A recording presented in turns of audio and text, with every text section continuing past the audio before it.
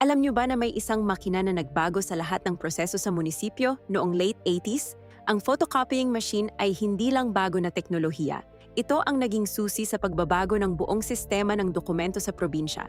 Bago dumating ang Xerox machine, umaasa tayo sa carbon paper at mimeograph. Mahaba ang proseso, makalat, at madalas may mali pa. Pero nang dumating ang photocopying, nagbago ang lahat overnight. Biglang naging negosyo ang pag-operate ng machine. May mga taong naging eksperto sa pag-adjust ng settings, pag-ayos ng paper jam, at pag-maintain ng quality. Singbenta nila ang kopya ng 5 piso bawat pahina. Malaking pera noon. Nakikita ninyo yung mga pila sa munisipyo? Lahat ng tao doon may hawak na birth certificate, land title, or iba pang dokumento na kailangan i-copy. Naging status symbol din ang easy access sa machine. Yung mga dating kumikita sa paggawa ng carbon copies, nawalan sila ng trabaho.